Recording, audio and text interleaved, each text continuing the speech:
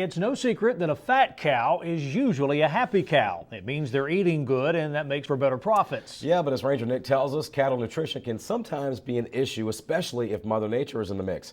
Fortunately, there is the wonderful service called UGA Extension. Hey everybody, well if you watch the Georgia Farm Monitor like I do at home, there's one thing for sure. We've had a lot of stories related to drought, and it certainly has affected a lot of people both in Georgia and around the country. There's few things that we can do about a drought with regards to rain, but we can do some things with regards to our animals and the things that they eat. I've got a gentleman hanging out with me today that knows a thing or two about what to do with those animals and the things they eat. Dr. Lawton Stewart's with us, Extension Beef Cattle Specialist at UGA. This guy knows a thing or two about not only beef cattle, but what we can do to help them in terms of what they're eating. Dr. Stewart, I'm looking at some of these wonderful faces out here behind me. They are so cute to look at. If I was to go out and look at a piece of property and determine if these cows are healthy and how the drought is potentially impacted them, what kind of things would I be looking for in them? Sure, Nick. Well, first of all, I appreciate you letting me be here. Yeah. And droughts affect us, a lot of our cattle producers this year with their ability to produce cattle and calves. And really, the first thing we would do is come out here and look at cows, because the cows will tell you a lot what's going on with them. Yeah. And so what we do is what we call looking at body condition. And basically how fat are those cows, because that condition affects their ability to reproduce, to lactate. So what we would do is look at a group of cows and try to say, well, how fat are those cows, for a simple explanation. Okay. So we start looking at their ribs, looking at their tail, to see if we can see where that fat's being deposited or where there's no fat there. Okay. Now, in terms of body condition score, what is that range? 0 to 100? What are we looking at? Sure. So when we talk about body condition score, we're talking about a range that's from 1 to 9, Okay. where 1 is emaciated and 9 is obese. Okay. And so most of our cattle are going to be somewhere in the middle.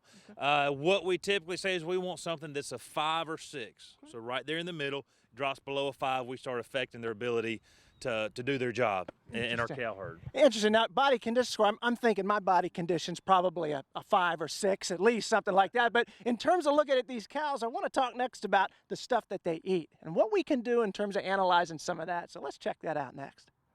All right, so I took Dr. Stewart's advice. I looked at the cows, I got a body condition score, but we were talking earlier about the importance of feeding versus fueling your cows. We can give them something to eat, but when we're in drought conditions, the quality of that forage, that grass, probably isn't so great. So I got to get into stuff like we're kneeling in today, supplementing that forage. Dr. Stewart, what kinds of things am I going to be looking for in my forage to determine if it's good quality? Sure. So, Nick, if we're going to start looking at the forage and if it's going to meet the nutrient requirements of those animals, and something we really think about is how those nutrient requirements change depending on where that cow is in production. Yeah.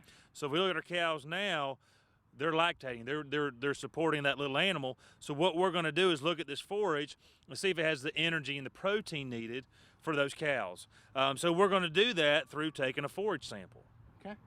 And we're going to rely on our buddies with the Cooperative Extension Service to do that. And let's talk about how we take that sample next. So the value in cooperative extension, here it comes again. I talk about this a lot. Dr. Stewart mentioned going out and getting a sample of that forage that you got. Dr. Stewart, walk us through. We're standing along a bunch of bales of forage right now. What do I do to get that sample so I can get that report to know how good it is? Sure, Nick. Well, the idea is you want to represent as much of that cutting hay as possible. So what we're going to do is go sample every other bale or every few bales. And it's a simple process, but it's not just as simple as going and grabbing a handful of that hay. Okay. What we'll do is get our county agent out there, because there's a special instrument, a hay probe, that we're going to use to go into this bale to represent as much of that bale as possible.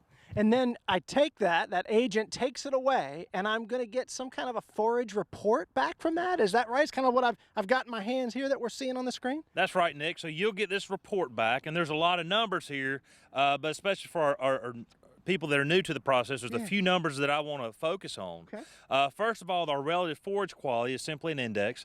Anything above 100 is getting better, below 100 is not getting as well. Okay. And then we want to look at energy value, which is our total digestible nutrients, and looking at it on a dry matter basis, and our crude protein. Those are the nutrients we're looking for. And then finally, especially in the drought, we have a tendency to accumulate a compound called nitrates, and as this gets higher, there's the potential to hurt cows or even kill cows. Okay. So the idea is what we want to do is keep it below 4,000 parts per million, but ultimately what we want to do is get with our county agents to understand those numbers, because that's what they're there for. That's for sure, because I'm looking at this, and not that I'm an expert scientist or anything, but I just don't know too much about this, but the agent can help me with that. And what a wonderful thing. Dr. Stewart, thank you for hanging out with me today. We appreciate it. The value in extension. I always wear the shirt, but look at what you can do with this. Y'all, go online. Check out the Georgia Farm Monitor Facebook page. Check out the Ranger Nick Facebook page and learn more about what you can do with Forage. And until next time, holy cow, we've learned a lot. Ranger Nick reminding you that enthusiasm is contagious. Y'all, pass it on. Have a great rest of the month. We'll see you right back here again next time. See ya.